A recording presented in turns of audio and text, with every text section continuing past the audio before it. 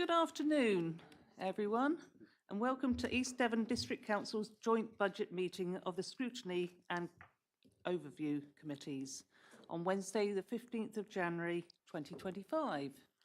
I'm your chair, Councillor Anne Hall. The vice chair of this joint meeting is Councillor Mike Goodman, who is the chair of Scrutiny Committee. The meeting is being recorded and is live on the Council's YouTube channel. There are no fire alarm drills anticipated this afternoon. If the fire alarm sounds, please leave the building through the nearest fire exit by following the green running man signs above the doors and make your way to the rear of the car park. The organiser of the meeting will tell you when it's safe to return. Thank you. Make sure all phones are either muted or switched off. All councillors have been sent the agenda for today's meeting, and any members of the public who want to view the agenda can do so by visiting our website www.eastdevon.gov.uk. We will now start the meeting by doing a roll call of committee members here present and asking members to confirm if they have any declarations of interest. When you hear your name, please unmute your microphone and confirm that you're present, and then switch off. If you do have a declaration of interest, please include it there and state what exactly the interest is and the specific type of interest you are declaring. Thank you. Over to Sarah Jenkins to do the roll call of the committee. Thank you, Chair. So, Scrutiny Committee, Councillor Jenny Brown. Councillor Chapman. Present. Councillor Davey. Present. Councillor Goodman. Present. Councillor Anne Hall. Present. Councillor Matt Hall. Present. Councillor Hartnell. Present. Councillor Heath. Councillor Johns. Present. I have extended family members who live in East Devon District Council properties. Do I need to register an interest at this point? Thank you. Thank you. Councillor Levine. Present. Councillor McKinder. Present. Councillor Toy. No. And Councillor Wibley. No. And the Overview Committee, Councillor Blakey. Present. Councillor Davey. Yep. Still present. Yep. Good. Councillor Dumper. Present. I have no declarations of interest, but I'm carrying an apology for Councillor Toy. Thank you. Councillor Fernley. Present and no declarations. Thank you. Councillor Haggerty. No. Councillor Anne Hall is here. Councillor Heath is not here. Councillor Levine is here. And Councillor Wilson. No. So, Chair, both committees are quorate. Thank you. Thank you. Are there any other councillors in this meeting who want to declare an interest in any of the items listed on the agenda that may affect their ability to remain in the meeting? Any from outside committee? Nope.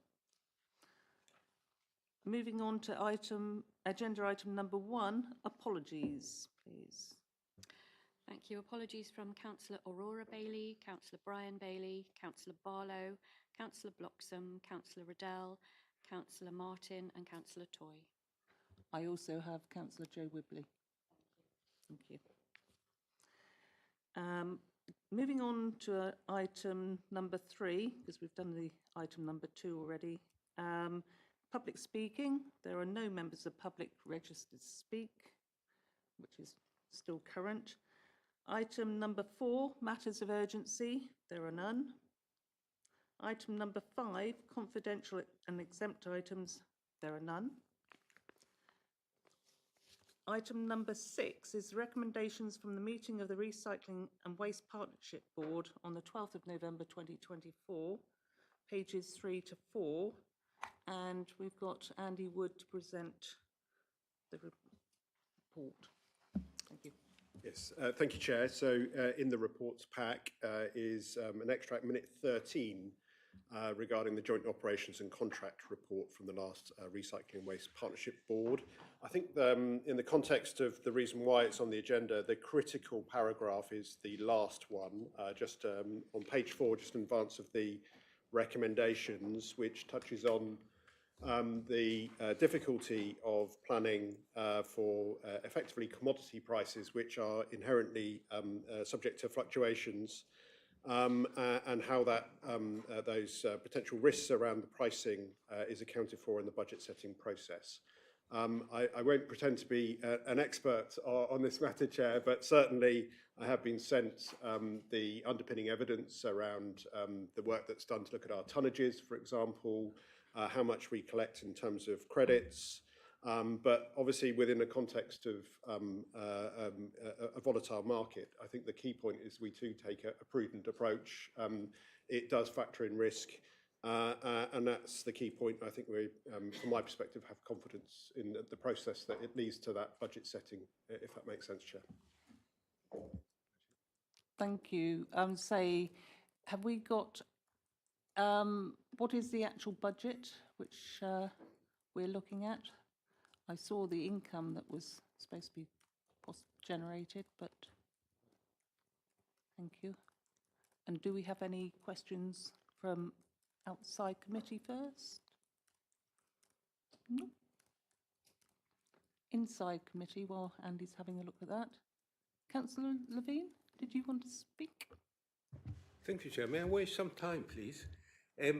We're talking about fluctuations in the volatility of material prices. Are we talking about volatility of 1 pence in the pound, 5 pence in the pound, 10 pence in the pound? I mean, when it comes to 20 pence in the pound, that's a disaster area. So how important is this volatility to the budget? How sensitive are we to this volatility? Thank you. Thank you, Councillor Levine. I think we can go to Councillor Jeff Young for an answer on that one. Yeah, these prices that we estimate each year, it's a bit like betting on a horse. Our accountants look at the prices that we had received the previous year and estimate what we're going to get the following year, but putting in factors that prices will go up and down. A lot of the prices about 5 years ago dropped dramatically because of China stopped taking waste as a material. Basically, they're just filling up their containers that were going back with waste, and we didn't really know where that was going to. But all our waste goes for recycling in the UK or Europe, and they're all judged by the Environment Agency as being acceptable, and the prices pretty well every year. We base on the worst scenario, and sometimes we're surprised that the prices will go up, and sometimes it's better than. For instance, aluminium at the moment is really good price, but plastic is almost zero. So it's a difficult judgment. But I think now we've been doing it for 5 years on a spreadsheet. No, we don't use outside sources. We work on the prices that we've generated ourselves, and we're pretty good at assessing those prices. Thank you, Councillor Young. So I suspect it's a gut feel of and a judgment which you're actually got down quite to not a fine art, but have you been on the right side each time? No. Fair enough. Yeah, Thank you. I was told by my father once when I went to the races, never take up gambling, and this is a bit like gambling. Andy, have we got... Thank you, Chair. Yeah, I think I'm just going to bring John in a second, but just to pick up on, I think, the last point. For me, I think it's a bit of a combination of art and a science. Certainly, there's some science behind around previous kind of projections, so to speak, around previous figures. I know there's variability across different commodities as well. So glass has been doing well for us recently, for example, but you know that other things can move around. And I think in terms of the precise figures, I'm going to just hand over to John. Thank you, John. Thank you, Chair. Yeah, so just to give you a feel of the sort of the scale of this, so starting with glass that's been mentioned, it's £249,000 income line in next year's budget. For example, glass recycling credits, 358,000, paper recycling credits, 33,000. There's smaller sums in there. What else have we got? Plastics, £157,000 income. Cans, for example, is 53,000. Yeah, so that gives you a flavour for the levels. Thank you very much for that information. Any Councillor Dumper, then Councillor Davey, Councillor Blakey. Thank you, Chair.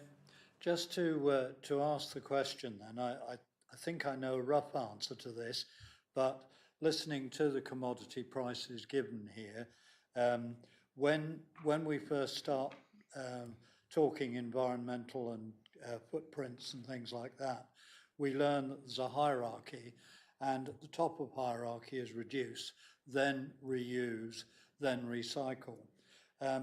If we were, and we are supposed to be promoting reuse above recycling, so if we promote reuse above recycling, then that is in fact going to deprive the council of some income from commodity prices.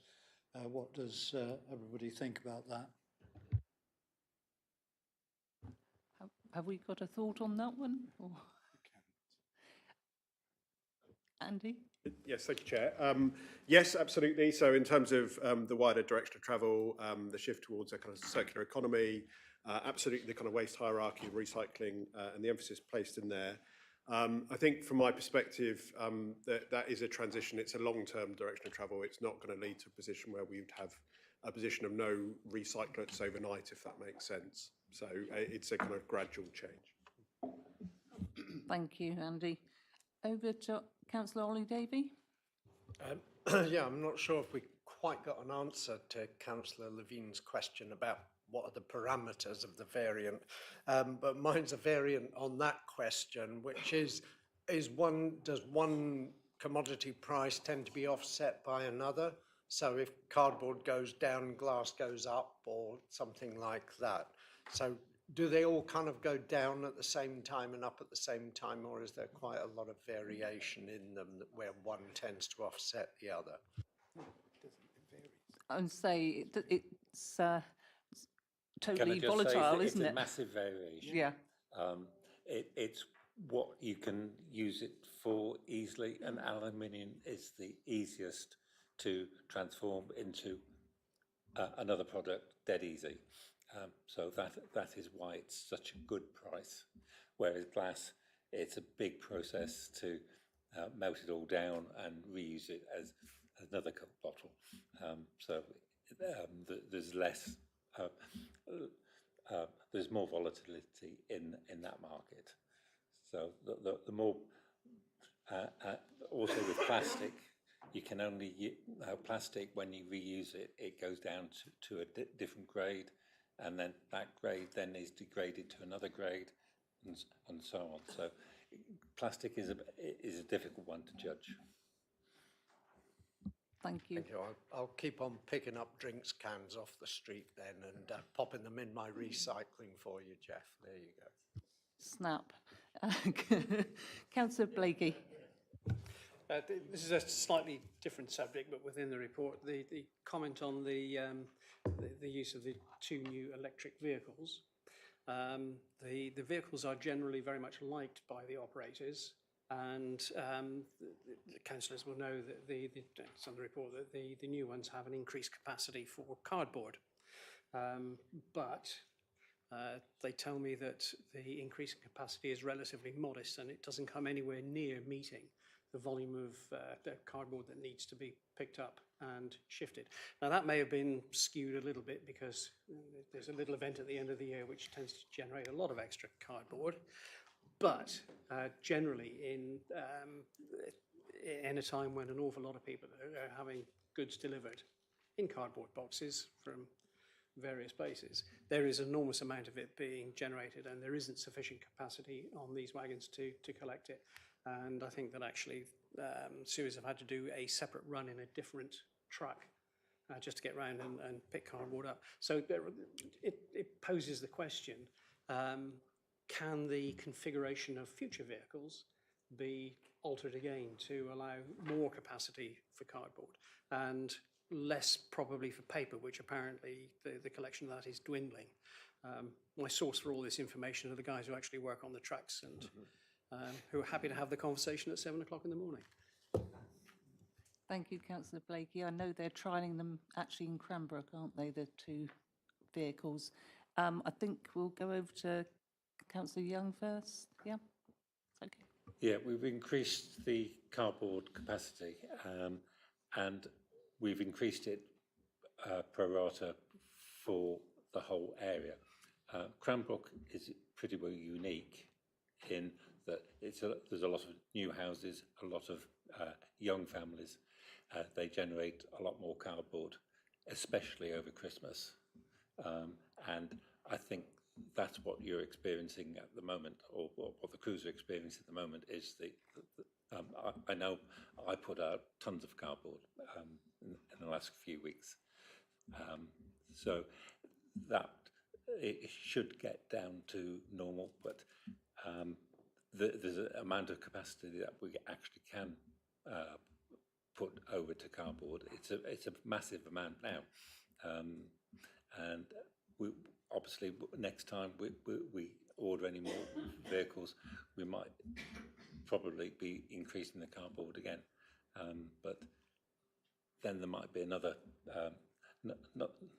something else coming along in the future that will have an effect, especially deposit bottles. That's going to make a big difference to our plastic. So we've got to bear in mind what's going to happen, not tomorrow, but next year and the year after, because these vehicles are set for 7 years life. Actually, we reckon we can get 10 years out of them, which is pretty good for a vehicle. Thank you, Councillor Young. I think Councillor Fernley wanted to say something. Just briefly, I just wanted to thank Recycling Waste for their new electric vehicles, because they come around our area and they don't wake us up any longer. It's so quiet. It's fantastic. The guys don't have to yell at each other over the top of a diesel engine. So yes, it's much appreciated and most enjoyed. Thank you, Councillor Fernley. We're actually reviewing the volatility of materials and prices on the budget process. So is this relevant to that, Vicky? No? Sorry. No. I wanted to thank the recycling staff, especially over the Christmas period. I know how horrendously busy they are. I live in a tiny village of 90 houses, and I think we probably contributed as much as the nearest town did over the Christmas period. So, and they were phenomenal. They come out, they do their job. And to be fair, in our village, I don't know if we've just got the quietest ones that walk around on tiptoe, but you don't even know they've been. They turn up, they take the materials, you look outside and it's all gone and you think, oh, okay. So they're fantastic. I noticed in here about the fact that the Suez contract manager explained the firewatch procedures, etc. Can I stop you there, Councillor? Yeah. This is actually about budgets and the recycling, the material volatility. That was the recommendation, not the full report. So, okay, I just wanted to know whether or not this was an additional cost or if it was a legal requirement or something that we do. I think it's a fantastic thing anyway, but I didn't know if it was an additional cost on top of what we already pay for. That's what I was going to ask. That's all. I think, Andy, could you answer that afterwards? Yeah, if I could come back on that, I would, Yeah. yes. Thank you. Righty-ho, so we've looked at the material volatility of the prices in the recycling, got an understanding of them. Is there a recommendation just to say we are happy with how? Can I come in Yep. before you take the vote? It's really difficult for us as a committee to comment on this because we haven't got the experience that they've got in the Waste Partnership Board. In what I was confused why it came here, to be honest. And it may well be because at the last meeting we talked about the volatility of this, because this year we've gained 404,000 above budget. We weren't expecting it, but we did. If you look at page, 14, we got 404,000. However, the last 3 or 4 months, those prices have come down. And it isn't about pence, because sometimes they can go down by 50% overnight. So it's really difficult. So it's very volatile. And I think what the partnership board wanted to really raise to us is that it is volatile and we could have volatility. As Jeff said earlier, that after COVID, the prices did go up, but they are seen to be coming down over the last 6 months. If that continues, that could put pressure on the budget. And I don't think we're being asked to accept whether there's enough in the budget or not. I think it was just a note, I think, that the volatility of this really important area. Thank you. Thank you, Vice Chair. So are we going to just happy with understanding the situation and put our faith in Simon doing the and vote? You'll second? Actually, I could do it from the chair, so yeah. But so going to the vote, that we note that and have a better understanding of how the prices could affect the budget in future. So to the vote. Are we going by committee? So shall I go first with overview committee? All those in favour?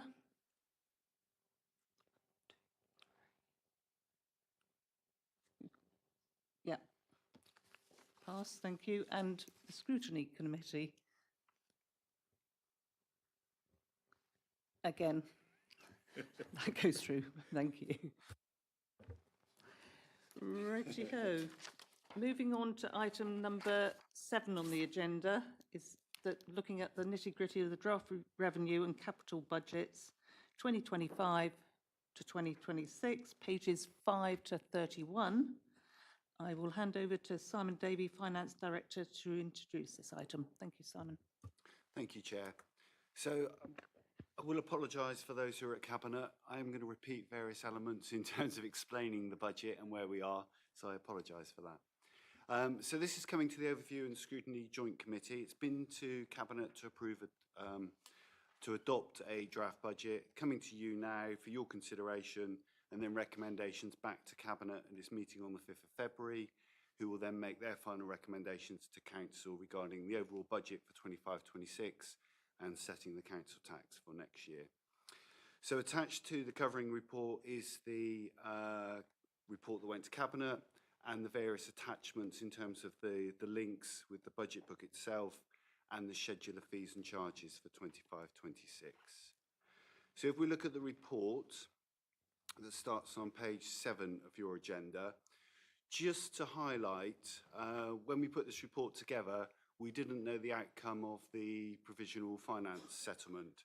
So a lot of the report's written on assumptions based on what will come out in that report. But now those figures have been published on the 18th of December. What I can tell you is the assumptions made in our report, the assumptions in the budget are not materially different. They are there or thereabouts in terms of what was in that provisional settlement to what we assumed in producing this draft budget.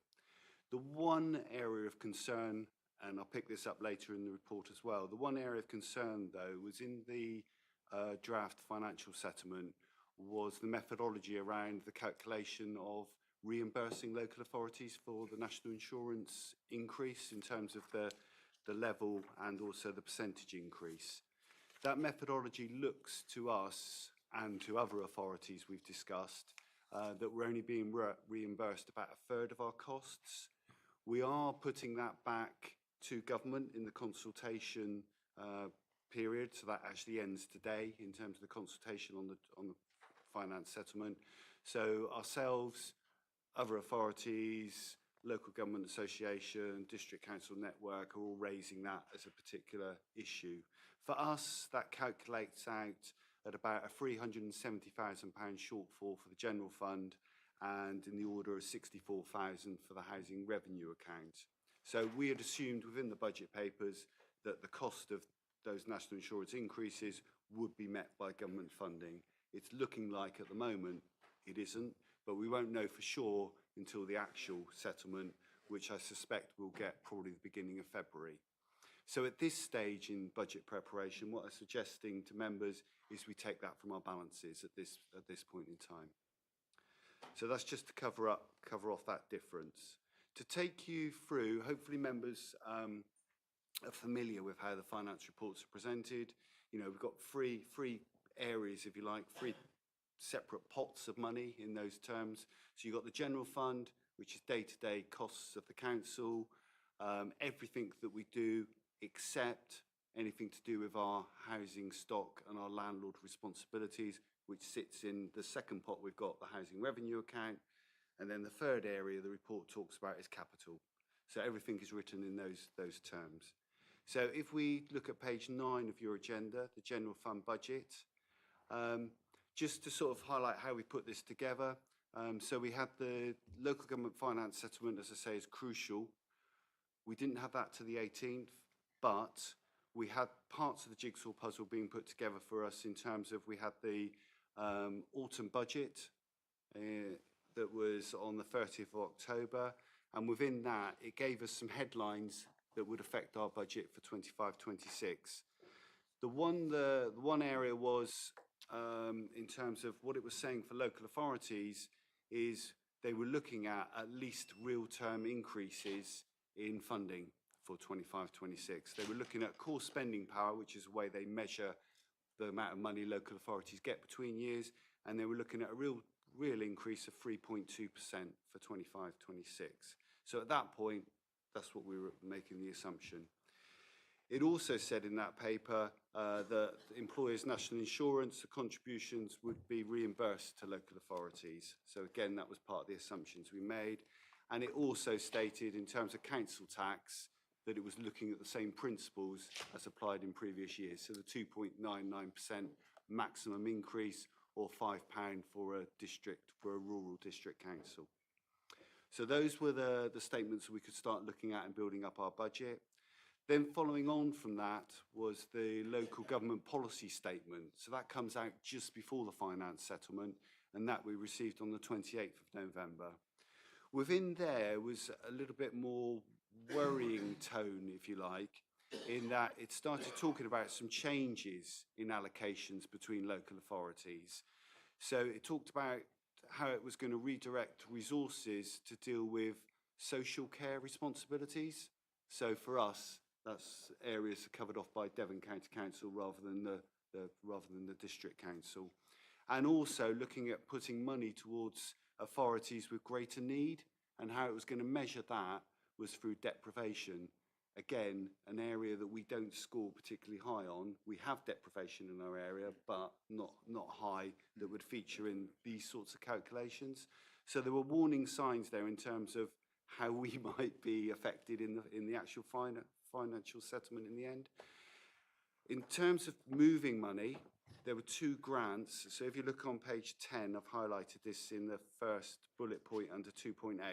2 grants that we currently receive in the current year: Rural Service Delivery Grant, and we currently get 265,000 through that payment, and a Services Grant of 58,000. And in that policy statement is saying they were going to do away with those 2 grant payments, and that was part of them funding social care in other areas. So there's already a message there in terms of 2 key grants disappearing for us. However, some good news in that policy statement in connection with the extended producer responsibility. So that's a separate grant, additional money coming in to help us with costs relating to waste, if you like. And that was, in the papers, shown as an additional payment to us, and that's 899,000. So we've got some pluses and minuses going on there in terms of how we may fare in the settlement.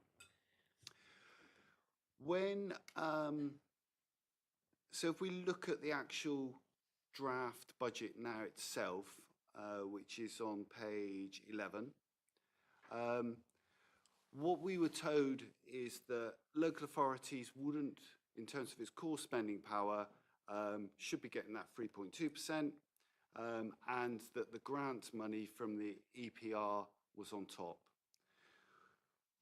We work with local government futures to help us, LG Futures, to help us predict our numbers. So that's why the budget we're presenting is quite close to what the final numbers are, because they can take all those national numbers, take that policy and give us what they think East Devon's getting. That tied in with what we thought with our own calculations. So we thought we were going to get the 899 as an additional payment to the good, but the promise of the 3.2% disappeared. So for rural district councils, I think ours has turned out this way, and I think the assumption was going to be that because we're getting the 899, although that's not built into any calculations, I think that's been taken into account in the government's assumptions of monies coming to local authorities, because our actual position is a 0% increase between years on all the other funding mechanisms. So that 3.2 has disappeared, and now we're on a standstill position on our other grant incomes from government. That's what we assumed within the draft budget, and now we've got the draft settlement, that's what it's showing. So that's why we're not too far apart. So there are some pluses and minuses in there. If we turn to page 13 of your agenda, you've got in there the general fund overall position, lots of numbers, lots of colours. But if you focus on, you've got a yellowish colour, which is your 24-25 budget coming down, and then a green column, which is your new year budget coming down. So if you follow the green, that's the 25-26 budget number. You've got all the costs of your various directorates, your portfolios, running at 23.6 million, and then how we're funding that coming through to the various grants that we've assumed from government and then council tax, giving you a balanced budget. So we're presenting to you, in terms of the general fund, a balanced budget. All those costs that we've built in, all those assumptions being met by council tax and the various grant funding we've got. I have been asked to explain the next bit in terms of that table, and I'll do my best. So, what we've done for the first time is split our costs between controllable and non-controllable costs. But basically, if you look at the green column, that's our budget for next year. The yellow column is the current budget. We've done a complete review of our recharges. So that's basically paper money, if you like, within the authority of where one service does something for another service, we've got to make a charge for that. It doesn't affect your total bottom line, it's just movement between various budget heads. So what we've done is split those costs out into controllable, non-controllable. So we're saying direct costs, your real money, non-controllable are these internal recharges. And the reason we've done that and presented it that way is when we've done our variance analysis, we're just focusing on real costs and not those internal transfers which are moved around all over the place. So that's the reason we've done it, and it's just to try and help with the variations. So your final column there, which is on, as I say, on page 13, when you've got your variations, it's just looking at variations on real costs that are in your budget rather than trying to track all the internal transfers. So that's the reason we've done that. If you look on page 14, we start to explain the variations in budget between years, just to give you the high level points, if you like. And this will tie into the budget book. So you've got a budget book linked with all the details that link back to the directorate costs that are in that summary table. But we're highlighting to you there what the significant differences are between years. I won't go through those in detail. They're there for you to have a look at and to understand and to ask any questions if there are any. But what I would like to do is just highlight some of the risks, specific risks in our budget. So if you look at 2.15, again on page 15, we've got some bullet points there. The first one I was highlighting was increase in national insurance contributions. I've already explained the risk on that one. The next one is the new town budget. So this is whereby members were very clear we wanted to set aside a budget year on year to help us with development of Newtown in terms of the change of approach being authority-led in terms of designing that new town rather than perhaps developer-led. But that comes at a price. So we set aside a budget for that, and we have done for a number of years.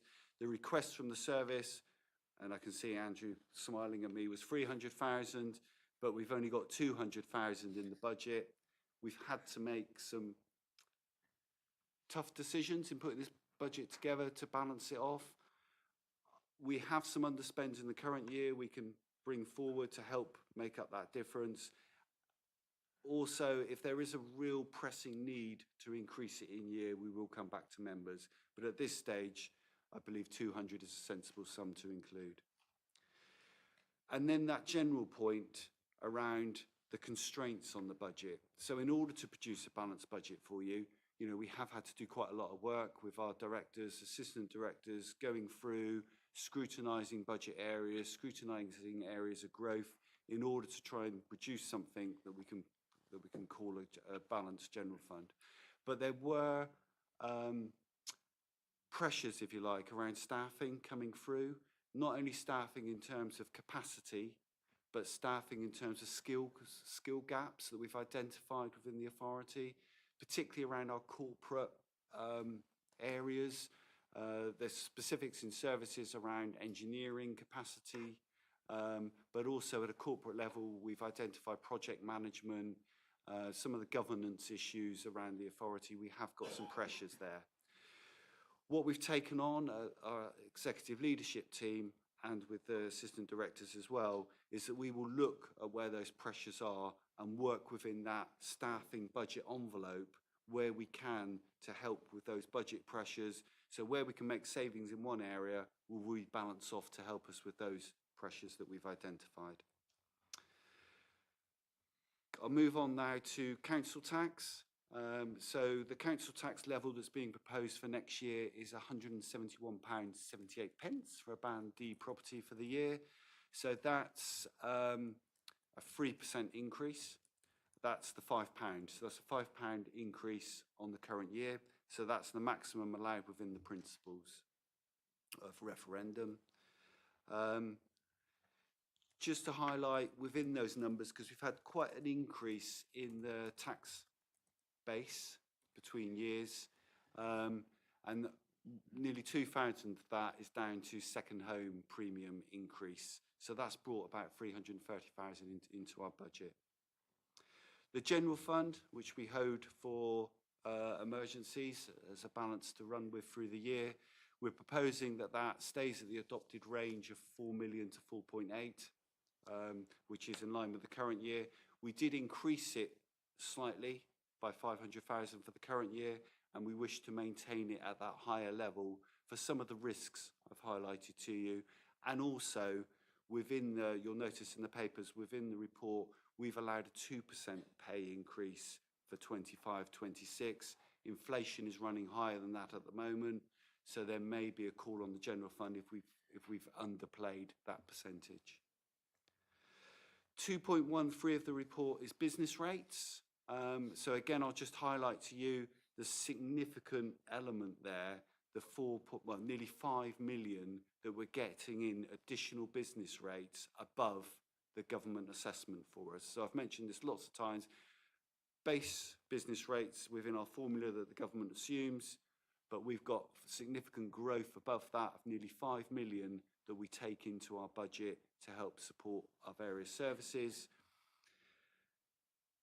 I'll come on to that later when we talk about the 26-27 budget, but it's in there for 25-26 and it's been confirmed. Similarly, new homes bonus is another area of risk that's been to us, but it's been confirmed for next year's budget. Quite a reduction, nearly 400,000, but we are getting 685,000 in our budget.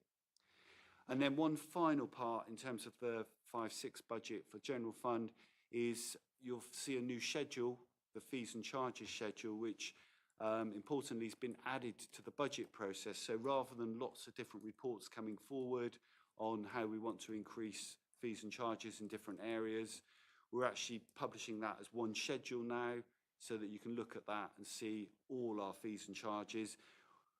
Hopefully we've got it right, but it is a bit of a working feast in terms of this is the first year that we've put that together, and we'll keep doing that now each year so that at least as a member you can go to one document and see what we're charging across the piece on our fees and charges. So quickly touch upon the budget strategy for future years for the general fund. So you'll be familiar with our medium-term financial plan. Hopefully you're familiar with our financial sustainability model, which is how we try and balance off the budget gap for future years. But really, just to highlight that the draft settlement did give us a lot more information than we've had previously regarding future direction of budgets. So within those statements, and we'll get, what it's suggesting is we're going to get a lot more papers coming through now in the next few months, telling us about the government's fairer funding review, telling us about new homes bonus, telling us about business rates, how it's going to model that and how it's going to fund local authorities going forward. So we're going to get lots of papers coming forward on how it will affect our finances from 6-7 onwards. So we'll bring you further papers, but there's clear message there that there is going to be a rebase on business rates. There will be transitional arrangements to help us. New homes bonus is likely to disappear. So there are some big factors that will affect us from 26-27, but we'll bring those to you as we start modelling those papers as they come through from government. Housing revenue account. I wasn't going to, you've got the paper that went to Cabinet. There's lots of details in there, a lot more than we would normally present, purely because of that has been seen as a risk area. We just want to be transparent and make sure members have got presented to them all the budget areas within the housing revenue account. But remember this, so I'm bringing it here so you've got an overview, but this is going to the Housing Review Board, who will pick it up and produce, cover the scrutiny element of our budgets and ask the detailed questions. But just so you've got that full picture, you've got the housing revenue account. It talks about the revenue budget, the big area being income. So the rents are going up by the government guidelines of 2.7%. So that brings in 570,000 extra for us. 21 million in terms of income. And then the report goes through in quite a bit of detail about each of our expenditure lines, what's covered in there, and the comparison to the previous year's budget. Importantly, you can, on page 22, there's a table there that looks at the movement between years. And what we're doing is focusing on the revised budget that you received for 24-25. So if members remember, we brought to you a new budget for the housing revenue account to reflect all the pressures, all the work that had taken place within the housing team and the finance team in producing a revised budget for 4-5. This is what we're comparing against for the 5-6. And we've also gone into an awful lot of detail within the capital works that are going into our housing stock. So, and the compliance works. There is a significant budget element for the housing revenue account in terms of capital and the funding, and that's going into our future strategies on the funding regarding debt charges. But just to highlight the good news with the housing revenue account in terms of there's a lot of work gone into it, a lot of future programming in terms of capital for 5-6, but you are being presented a balanced housing revenue account. So that rental income is matched by expenditure, and we're actually paying back into our housing revenue accounts balanced by the 250,000 that we said we would. We might have to reduce it slightly if we don't get everything from the national insurance numbers by about 60, 70,000. But apart from that, that actually is a lot of hard work and a good news story, I think, for the authority. And then finally, moving to capital, and I won't go into a lot of detail on that, you'll be pleased probably. On page 26 is your capital programme. If you remember, a lot of work is done through the budget working group, budget strategy and capital allocation group, who get individual bids for your capital programme, go through, assess those and make recommendations through to which projects are then going to go into your capital programme, and that's what this represents. That's those recommendations now coming through into our capital programme. There are quite significant funding elements in terms of borrowing. So for the general fund, we're taking out the capital programme, suggesting another 12 million borrowing required, but we have factored that in to the revenue budgets and the costs that you've seen. And for the housing revenue account, just over 15 million worth of borrowing. But the budget book that's attached does outline each of those individual programmes, and you can see which projects are going forward. So that's an overview of next year's budget, Chair. Happy to take any questions. Thank you, Simon, for your comprehensive report there. And I do note the Housing Review Board has done an awful lot of work on that department, and it's good to see it coming forward in a positive way. Thank you. I think we're going for questions outside the committee first. Councillor Loudon.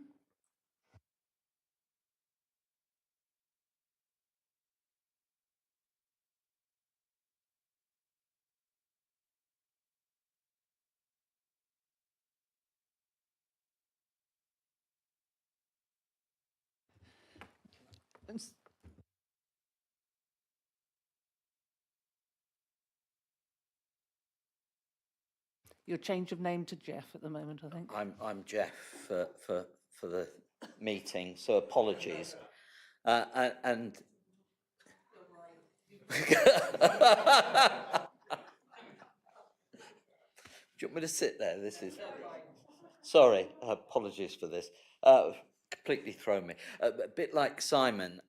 Those of you who were either at Cabinet or watched Cabinet, one or two things I'm going to say. I said at Cabinet, but I feel they need to be repeated. So, first of all, I think it's really appreciated that we've had the detail that we've had here. I mean, Simon's had to spend 15 minutes today going through, taking us through, highlighting the key elements. And I think, given the importance of our budgets to everything we do, I think it's incredibly important. So I thank him for that. Yes. So basically, if we take the budget, the non-HRA, the general fund, then what Simon seems to be saying here is that when you balance everything out, we've got no more money than we had last year. And we had the new inflation figures this morning. CPI's down slightly to 2.5% from 2.6%. So if that carries on, and we will have inflation of some degree, then that's going to mean next year, in effect, we're cutting. We're going to have to make cuts. We're going to have to reduce what we're spending in order to spend the same amount as the year before. So that is something I said at Cabinet we need to be, one, aware of as members, and secondly, our residents and businesses need to understand that, and therefore to understand that we are trying very hard to use the money that we've got efficiently and effectively. And I think the detail that Simon went into, I hope, goes some way to demonstrate that, in particular around the HRA. And again, Simon talked about a balanced budget for the HRA. That clearly is welcome. It's clearly going to be challenging for colleagues to deliver, but I'm sure they will.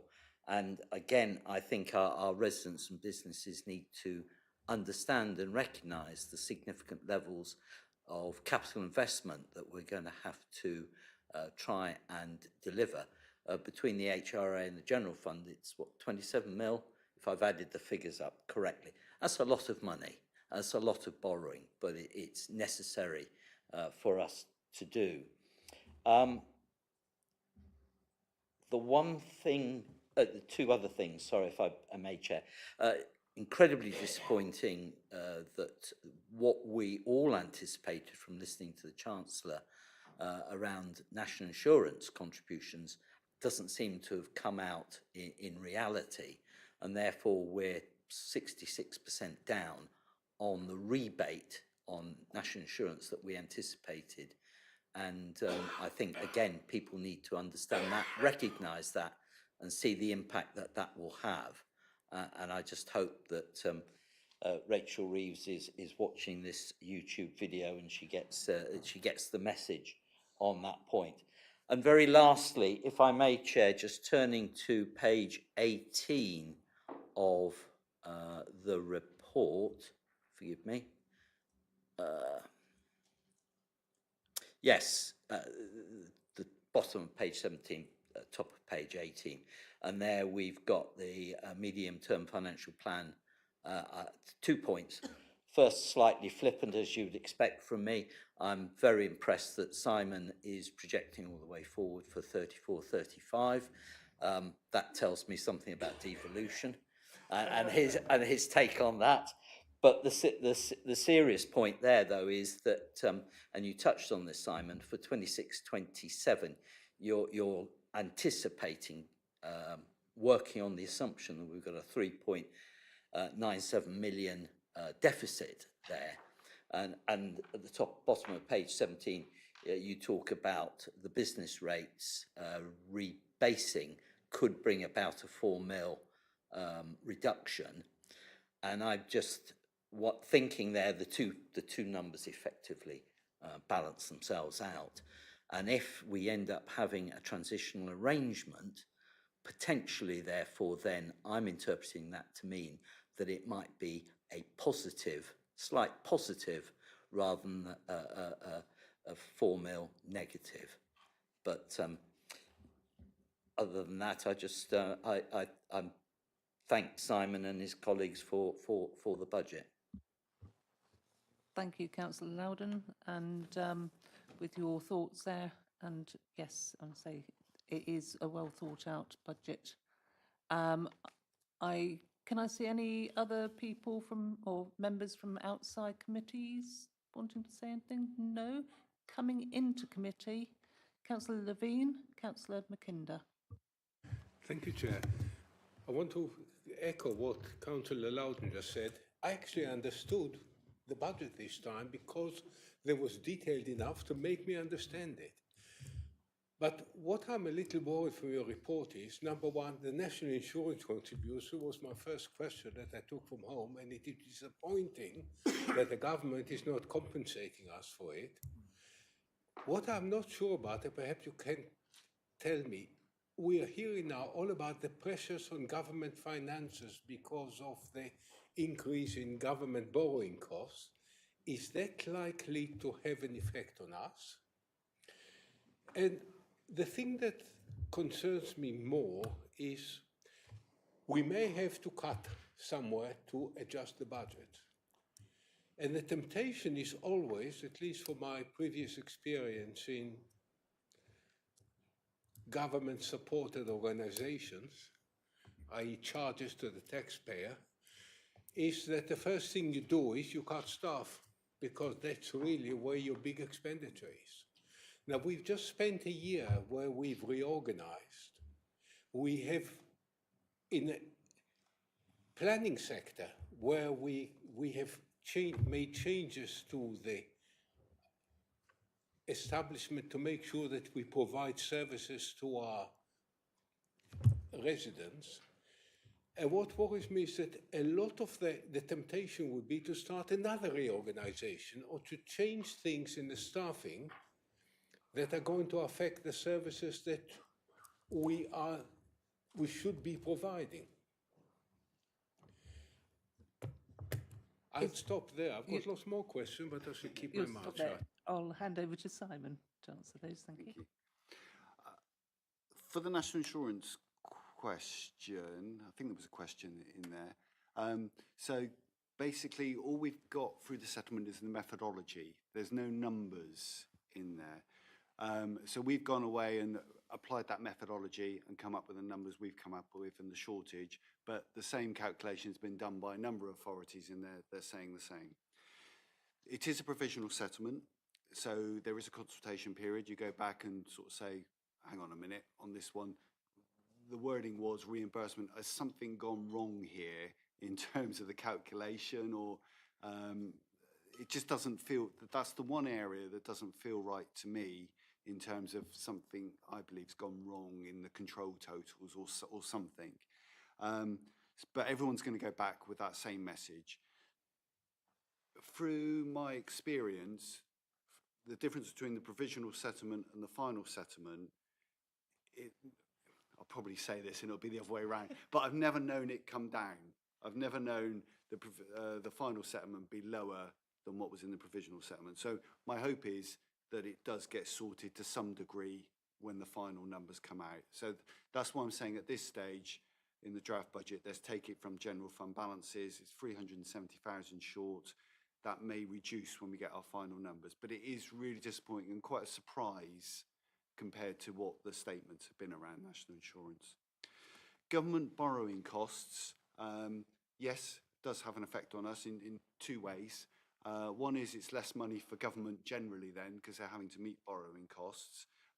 And as you say, all the messages in the news at the moment are around reductions, how we're going to find reductions at government level in terms of all departments, and that will flow down to local authorities, but let's wait and see. I mean, I suppose the important thing is when you say about staffing, say about budgets and cuts, this is the 25-26 budget is balanced. There are no service cuts in there. There are no staffing cuts in there. So that's the really good news, and that's based on the settlement. So what we're talking about, the concerns and the risks now are for 26, 27. So it's just making that clear. So the borrowing costs mean less money for government, but also for us, it will push up our own borrowing costs. This is where our treasury management strategy comes in, and whereby, although we've got borrowing there that we're highlighting in the budget, we won't borrow at this point in time. We'll use other cash funds available to us, our investments, etc. And then at the right time, we will borrow. So it'd be the wrong time. No local authority would be going out, shouldn't be going out and borrowing at the moment if they can use other funds, basically. So we'll try and mitigate that risk as long as we can. In terms of your bigger question about what the future and those cuts for 26, 27, and you're right, you know, I'm speaking on behalf of lots of people, I think, but it feels like we're in a good position as an authority, and to then suddenly have to make lots of cuts, you know, in terms of services and things like that. All I would say is we're not there at this point until we get the further papers I've talked about, the further modelling that we can do on what the 26, 27 position is, what the transitional arrangements are. We need to bring back to members what that looks like. There'll be decisions possibly to make on that, but that's a decision for council as a whole in terms of how we balance 26, 27 onwards. And I suppose the element over here is local government reorganisation and how that plays into this as well. So that needs to come into those debates and those conversations. Thank you. Thank you, Simon. Councillor Mackinder? Thank you, Chair. Thank you very much, Simon, for all the detail in the report, as others have said. What would help me read this is if you could add one small thing, which is just a table at the end of all the acronyms, because there are TLAs aplenty, some of which are explained when they're first used, others not. And I just, to have to remember, oh, I saw that defined 5 pages back. It would help me immensely if that could be provided in future. Thank you. Thank you for that. Councillor Matt Hall. Thank you, Chair. A number of questions, couple of statements sort of thing. The first one, Simon, I'm going to repeat to you something that I was told on Monday night, and I think I understand the premise behind it. but I would appreciate your views on this. Obviously, you mentioned about the council tax base and the impact from the charges to second homeowners. So what was said on Monday night is, yeah, that helps with finances now. In theory, if those second homeowners sell up during the course of the year, technically pro rata, our council tax base goes down next year. What are your comments on that? Factually correct. It's the numbers, isn't it? In terms of it's, what did I say, 1,009, just under 2,000 properties. If they're sold, it's the two-edged thing is there is the income involved, and we have been very prudent in setting the bandees. So in terms of there were perhaps loopholes in terms of that charge. Those I think the government have tightened up on, and we've been very careful in terms of making sure that we've got our numbers right. So the base is correct and prudent. If the actual numbers start changing legitimately, that's actually good news for the council in terms of those houses are coming back into use. And that's part of the policy of why the premium was set. So it's yin and yang. In terms of probably the better advantage for the council is those houses coming back into use. And then we'll monitor it closely and factor it in for next year's finances. Yeah, I'm not disputing the merits and the reasons behind it, but it's just, I think it's important as we talk about budget pressures that face us in the future. There is an impact from that. And can I just ask a follow-up question, just that one, just so that I'm clear to this understanding? So if a second home currently worth 2 is sold to one person who gets the 50% discount, the 2 becomes a half. Is that correct? You're correct. Thank you. Somewhat of a statement-y type question that I don't actually expect Simon to answer. I appreciate the controllable and the non-controllable tables. I think it's very helpful to have a true understanding of what a service delivery costs. It does make me wonder, just though, over the course of the year, how much time is spent by officers charging ourselves. I don't know if you want to make a comment on that.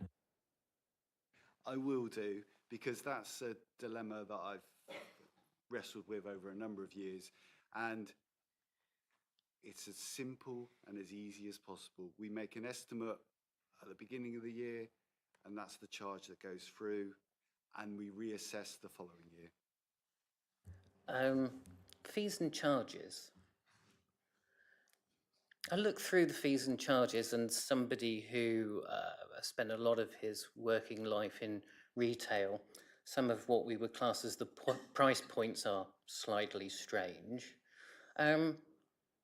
Do we only accept backs payments, or do we accept a certain amount of cash payments, for example, from football club rental, those types of things?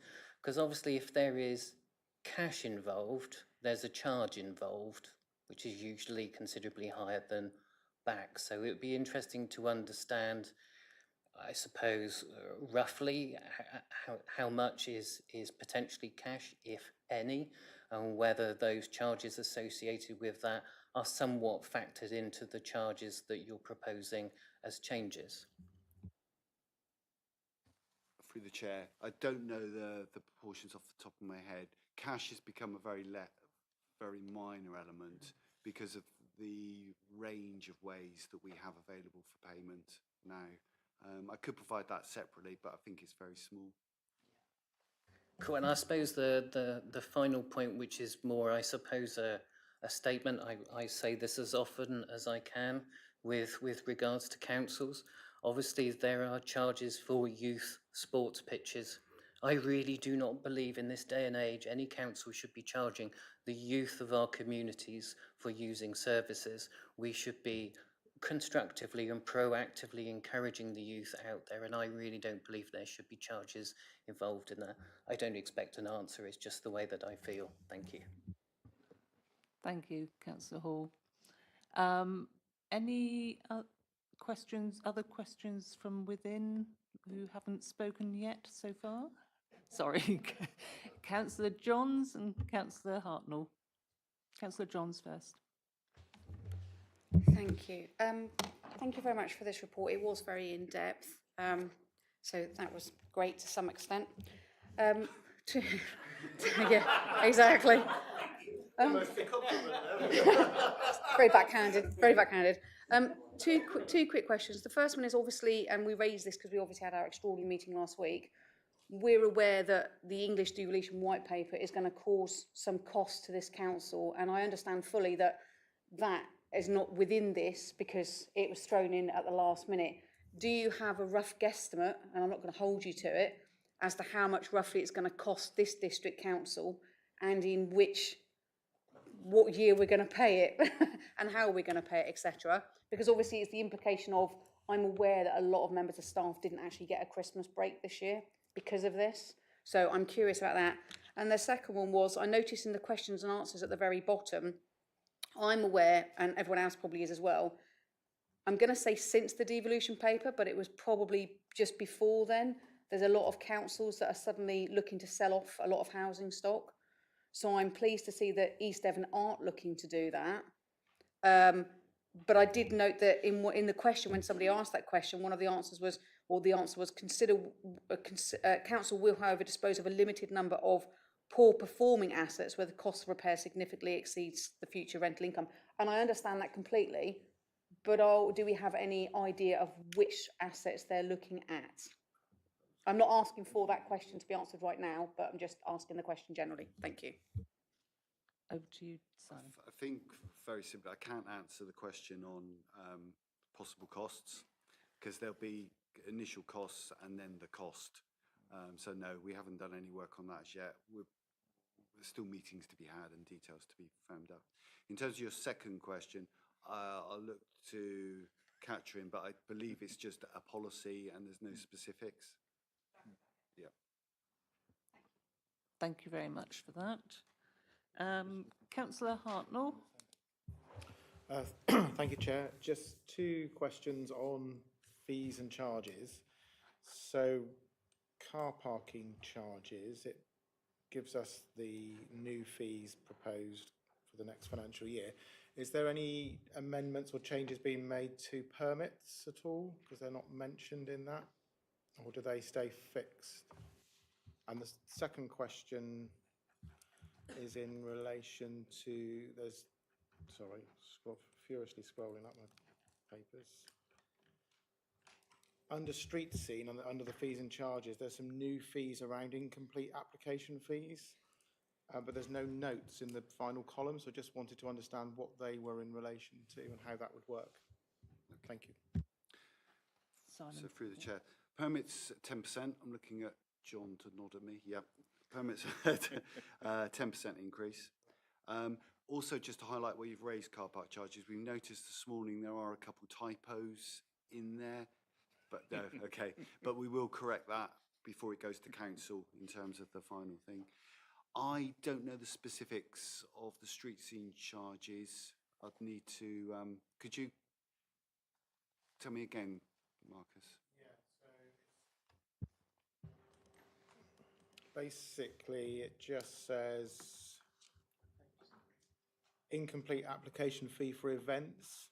So it's on page, there's no page numbers on those. So incomplete application fee, it just says new, and then there's three different lines, one for £50, 75, and one for £100. So I just wanted to understand who that would apply to, and is it going to be a case that if somebody puts in an application for a market and they've missed a page out, that they suddenly get 50 quid added onto their fees because they've missed a page? Is it that, or is it something different? Am I missing the point?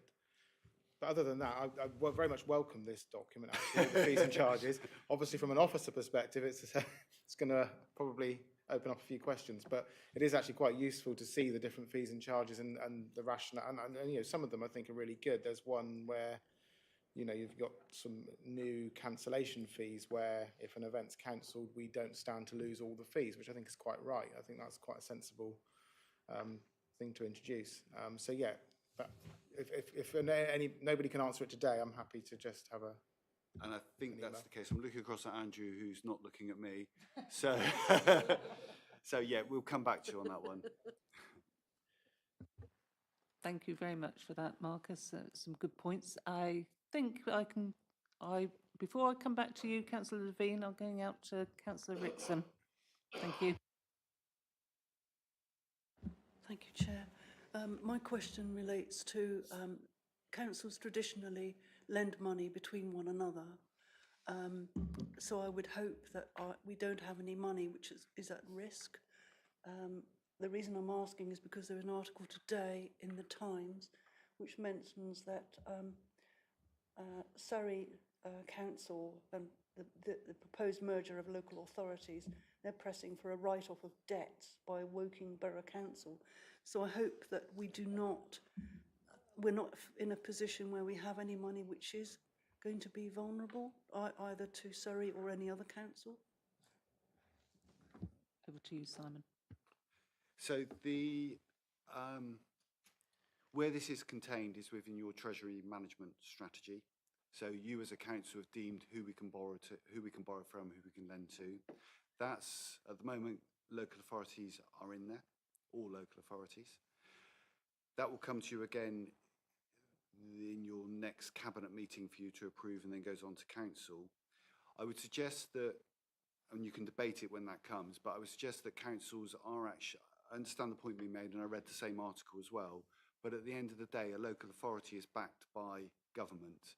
So in terms of a safe place to place money, local authorities are one of our high credit scoring in terms of that matrix that we use, because a local authority can't go bankrupt. They will fall back on the government to sort it out and to deal with it. But if you feel strongly about that, the place to debate it is in the Treasury Management Strategy, and I can get a better answer ready if you raise it then. So ultimately, the debt for all of this is going to come back on all of us, because if the government wipes off all this debt, this reorganisation they're proposing is going to cost billions, isn't it? My take, and it is a personal view through the chair, is that I don't think that, I can understand why the question's being asked of government, and also you got Thurrock as part of that combination as well. I don't believe the government would do that, but that's only my own personal view. I think those debts will remain to the new authority. Thank you, Simon, for that. Councillor, moving back in, Councillor Levine, and is there anyone else wanting? Thank you. I've got a very simple question. As in the strategic planning committee, we sat for 2 months working through the local plan, and the new town is part of it. So I would just wonder, when you say there's only 200K available for that, does it mean that we're going to have to sit down and rethink some of our local plan again? And the other thing is, it's not part of the budget, at least not part of the proper budget, it's part of the HRA. I noticed that the HRA, the account is roughly 80 million in the red.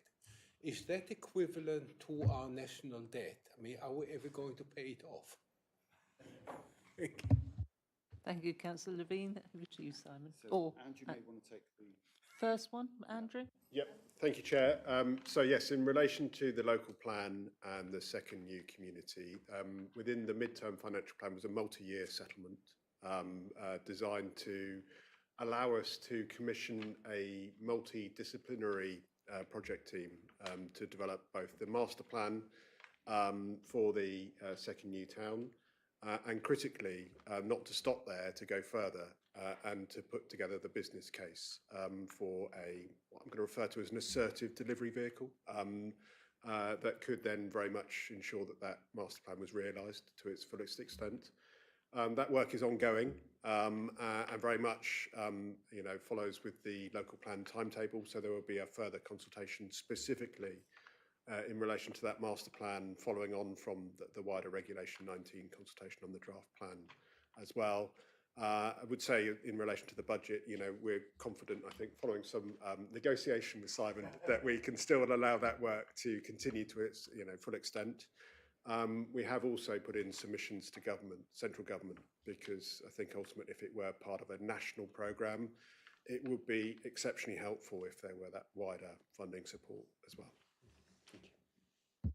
Thank you, Andy. And back to you, Simon, for the second part. Yeah, the second one is the 80+ million is the connection, as you say, with the housing revenue account, and it's to do with the payment we had to make to government a number of years ago now. I can't remember the exact year, but a number of years ago that bought us out, and every local authority paid an amount based on a valuation of their housing stock.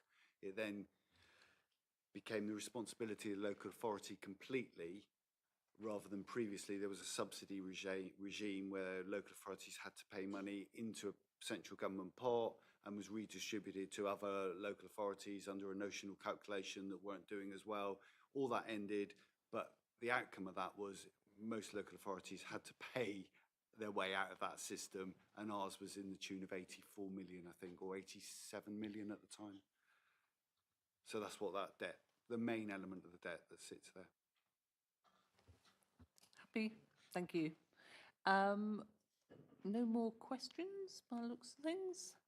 Other than Councillor Goodman would like to round off, I think. Yeah, thank you. Well, first of all, I want to start by thanking John and Simon for producing this. It's always difficult to try to produce accounts, especially when you don't know what the government are going to give you. But I also agree what several people have said. They have been produced in a way which you can understand. And although, as Simon would tell you, I have been sending them a few odd emails about trying to explain certain things. But actually, I think they've done a really good job. And we've got to also remember what's happening over Christmas with devolution. So I've only got two minor questions. And one is what has been in the press a lot about the second homes. Because some people have said we're going to have it. Parishes have said we should have it. The Crime Commissioner is saying she wants it. My understanding is that from this budget will come into the council and it'll be part of our budget. That's my first question. My second question is back to the fees. I totally support the principle of increasing by inflation. And several cabinet members have spoken to me about it, and I spoke to Simon and Tracy. It's the right thing to do, and that's why I've got no problem with the car parks going up by not 10%, but 10p, but by 20p in some cases. But I think it's a right thing to do. However, when you analyse the fees, there's a lot of fees that have gone up by 50%, one of which is rugby pitches. And I'd just like somebody to go away and look at some of these fees. I don't believe it's right to increase rugby pitches by 50%. It's only one section, I don't know which one it was, but trust me, it's there. And there's several others that have gone up by, other fees have gone up by 30, 40, 50%. If we're having a principle of inflation, then I think that should be inflation. If there's a reason why we need to increase it, I think we need an explanation on the right-hand side, because I agree with what Marcus said. Having this document, I've never seen any council before, I think is brilliant, because it sets a standard and we will know what our fees are. But I just think that I'd like officers to go in and look at, particularly the rest are in the legal side, I think it is, where they have gone up considerably. But it's the pitches that worried me the most. Thank you. Through you. So with the second home income, which is probably the easier question for me to answer, the calculation is in the tax base. Yep. So we calculate how many Band D properties there are in East Devon, and that the second home premium element has gone into that calculation. So that benefits any precepting authority. So we set our council tax at £171. It's based, you times that by your Band D properties, and that gives you your income. Yep. The police will be doing the same. So they'll get part of it because it's in the tax base. Does that make sense? Right, I understand, yeah. The second one, I'm not sure. So I think officers did try to capture where increases have gone above the inflation rate and the reasons behind that. What's in here they haven't? Within the schedule, there's a column that explains, there's a column in the schedule that's got the reasoning for charges. No, they're not. Yeah. Yeah. So all the way through, there's column. But where does it say, it doesn't say why you've increased rugby pitches by 50%. Yeah. Okay, so all I was going to say is we can Which go... is a point that Matt made. Yeah. So we can go through and check those. That's all I think Mel wanted to come in specifically. Yeah, if I come in on the legal fees, just to say that's an area that we hadn't reviewed for a number of years. So what we've done is done benchmarking with other authorities, and we're looking to charge on a cost recovery basis, basically. Okay. But by doing it right, by doing it right now, ongoing, we've just done inflation, which must be the right thing to do for everybody. Yeah, absolutely.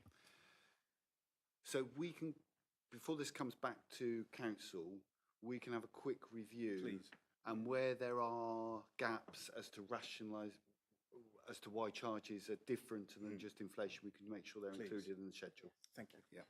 And can I just add, can they be rounded up so there's no 60p's or 80p's? Because it goes totally against anything, go up to the next round 5 or 10.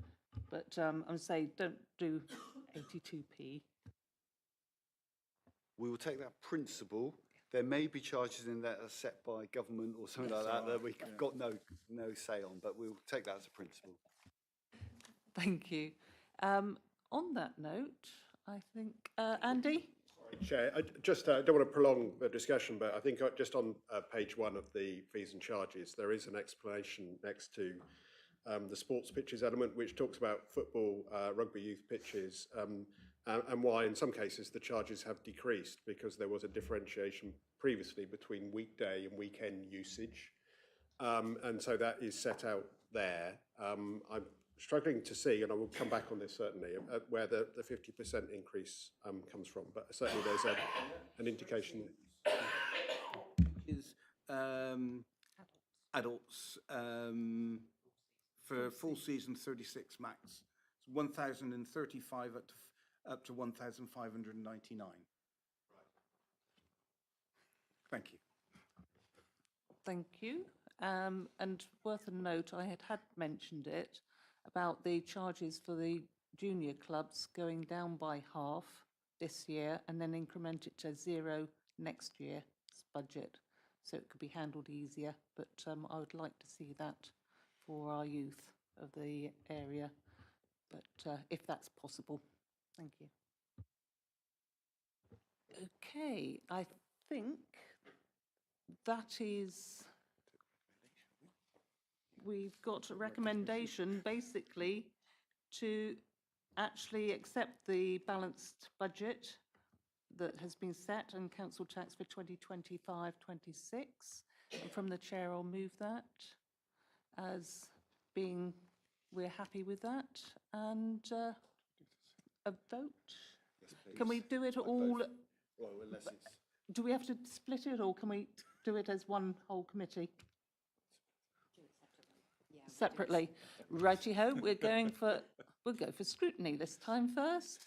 All in favour? Yes, that's passed, thank you. And for overview committee, all in favour of the budget? Thank you. That's it. And thank you everyone for your input and good drive home. Thank you.